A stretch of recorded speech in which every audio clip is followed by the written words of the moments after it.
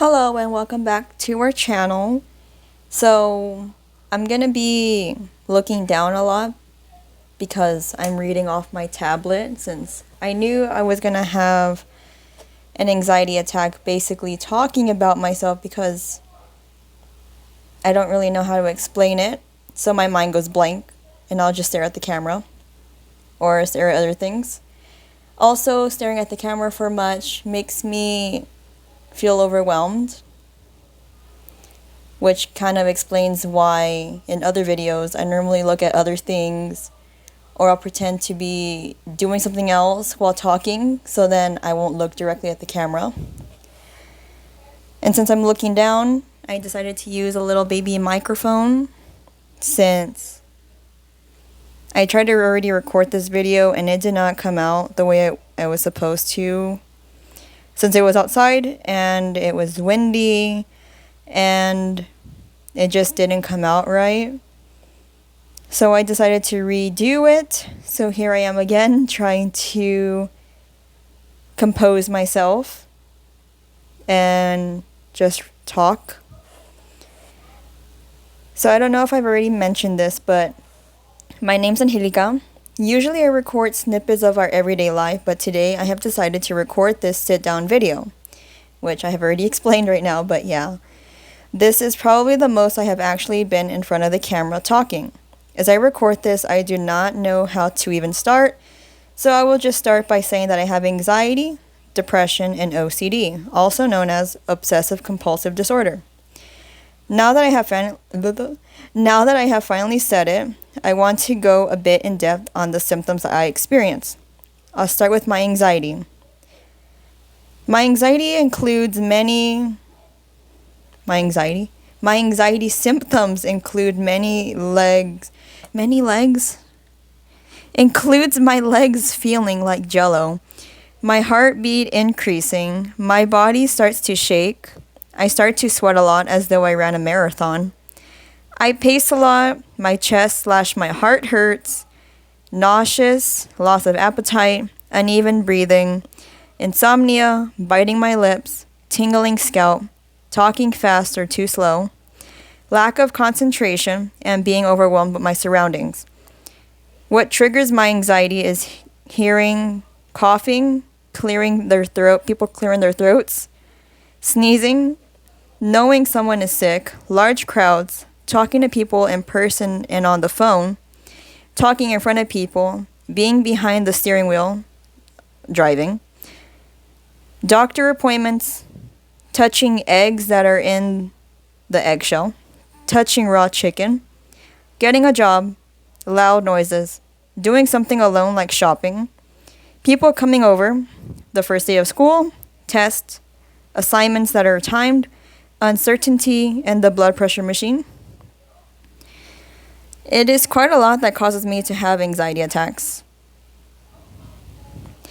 I have always known that I had anxiety, but I was not diagnosed until this year. At the beginning of the year, I went to the doctors and told her my anxiety attacks were getting worse, to the point that my chest began to hurt. That was when she referred me to a mental health facility where I had an intake session and began to get help. I was assigned a therapist and a psychiatrist. I was terrified of having my appointments since I did not know what to expect, but I was happy that they allowed me to have all my appointments via video call. When I had the intake session, I was diagnosed with depression. My symptoms for depression include lack of interest in hobbies, not wanting to do anything besides being in bed. It was hard to do simple things like wash my face. I preferred to be in the dark, lack of appetite, sleeping a lot, having times when I felt hopeless that I began to cry, and very low self-esteem. This is the main reason why I would randomly upload and then disappear for weeks. I did not feel like doing anything, but then there were random moments that were rare moments where I had enough energy to edit and upload, but then I went back through a depression episode where I did not feel like doing any of my hobbies. Then a few months after talking with my therapist, it turned out that I also had OCD.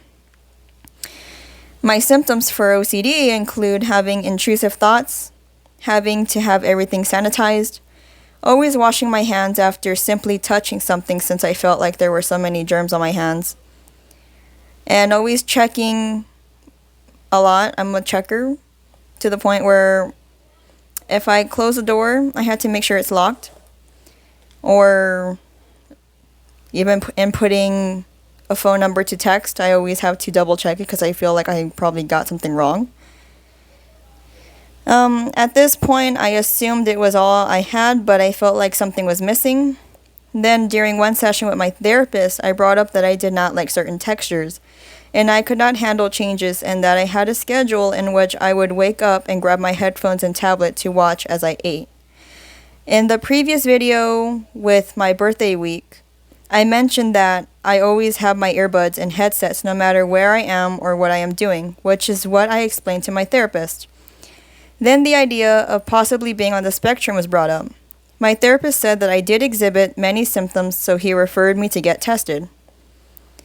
Everything after this point was so fast since I registered to have an evaluation. Then I received a call that my evaluation was scheduled for the 18th of August of this year. I went to my appointment and was tested for everything involving IDD and being on the spectrum. The test was 4 different sections which ranged from similarities to vocabulary and using blocks that were 2 colors. There were sides that were half red, half white, and sides that were all white or red. And I had to use them to replicate images on pages, and the psychologist had to time me on how long it took me for each image. It got harder each time. The last test involved images, and I had to complete them with the most reasonable option, and each time it got harder as well.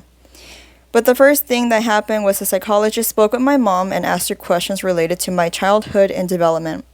I was not in the room as the psychologist spoke to my mom, but my mom was there as I got tested. After the test, my mom had to step out of the room and I was asked questions. It took like 4 hours overall. I was informed that they would write up the report and give it to my therapist. The following week, I had an appointment with my therapist and they gave me the results of the evaluation, which was that I was indeed on the spectrum. I felt so relieved to know the results as I finally learned more about myself.